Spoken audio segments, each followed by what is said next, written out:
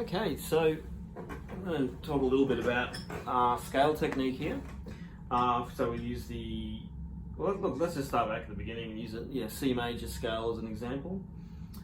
We'll keep it at 2 octaves. So basic scale technique.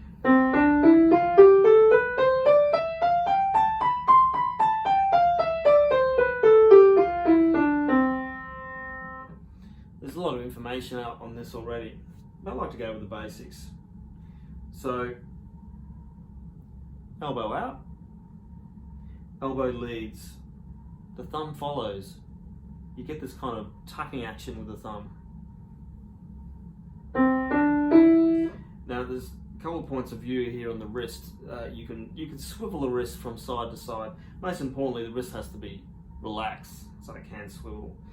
Sometimes I do think it's okay to even do a little bit of a turn there, a little bit of rotation, in certain times. But you get this kind of wing effect with your elbows out. And the other thing, of course, is the posture. Sitting up tall, sitting up straight. So my knees slightly under the keyboard. A lot of people are way too squashed in like this or slouched.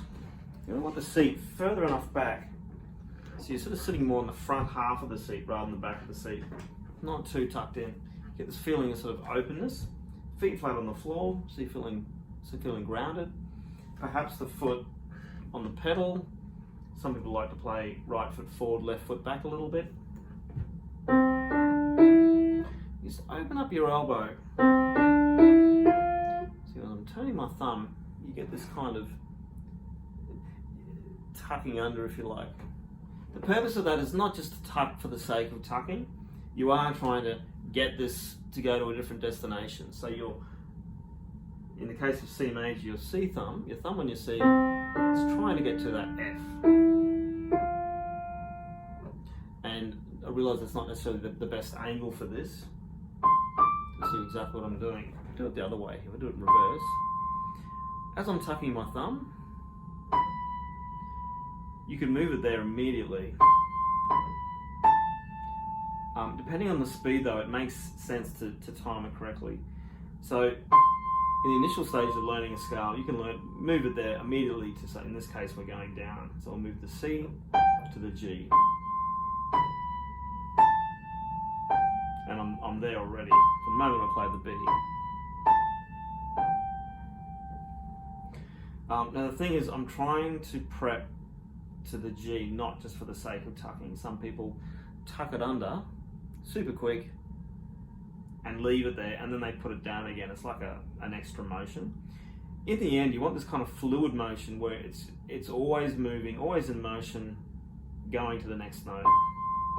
So sometimes getting there too early is not necessarily the best approach. But keep it in motion so it's heading to that note and pre-touching that note that you're aiming for. In this case, the G. Went back to the right hand, it'd be going back to the F. F. Get a smooth motion. Thumb follows the elbow. And the same thing.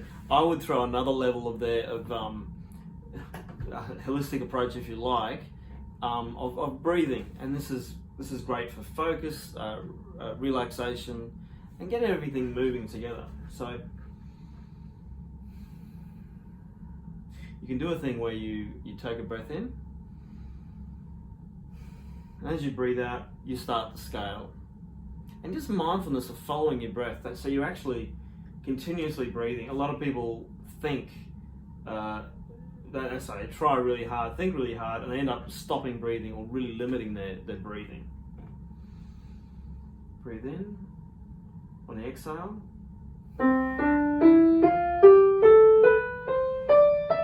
Still breathing.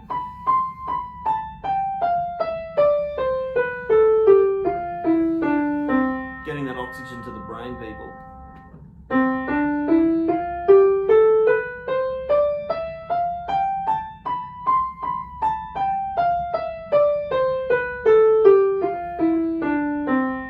You can even time your breath. So on the exhale,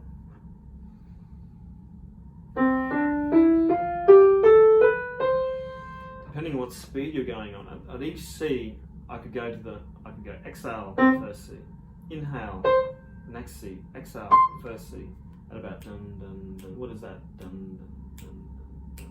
It's about 100, maybe 90 BPM.